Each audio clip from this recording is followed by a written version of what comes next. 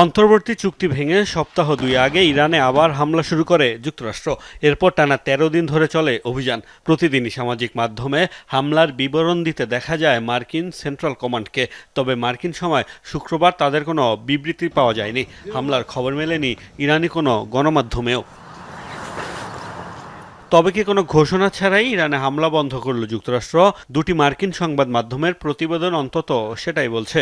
সংশ্লিষ্ট সূত্রের বরাতে নিউ ইয়র্ক টাইমস ও এক্সিওস দাবি করেছে, শুক্রবার সামরিক বাহিনীর পাঠানো হামলার পরিকল্পনায় সই করেননি মার্কিন প্রেসিডেন্ট ডোনাল্ড ট্রাম্প। আর তাই প্রস্তুতি নিয়েও শেষ মুহূর্তে হামলা বন্ধ করতে হয় দেশটির সেন্ট্রাল কমান্ডকে।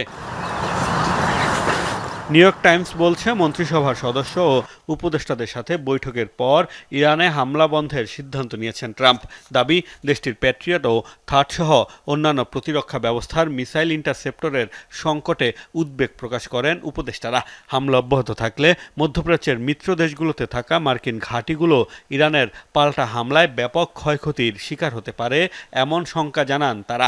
পাশাপাশি হামলা চালিয়ে ইরানকে আলোচনার টেবিলে আনা যাবে কিনা তা নিয়েও সন্দেহ প্রকাশ করেন, যার জেরে নীরবেই পিছু হটেছেন ট্রাম্প।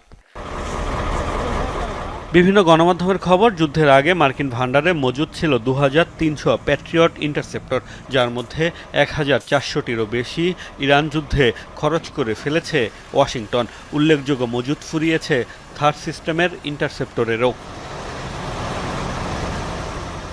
আরেক গণমাধ্যম এক্সিওস দাবি করেছে, চুক্তির জন্য কূটনৈতিক আলোচনা আরও জোরদারেই এই সিদ্ধান্ত নিয়েছেন ট্রাম্প। দুদিন আগেই মার্কিন প্রেসিডেন্ট দাবি করেছেন, সময়ের সাথে আলোচনায় আরও আগ্রহী হয়ে উঠছে ইরান। তবে কতদিনের জন্য এই হামলা বন্ধ করা হয়েছে তা স্পষ্ট নয়। প্রতিবেদনে বলা হয়েছে, প্রয়োজনে আবারও যে কোনো সময় পূর্ণমাত্রা যুদ্ধ শুরু করতে প্রস্তুত মার্কিন সামরিক বাহিনী। মোস্তফা মাহমুদ, যমুনা নিউজ।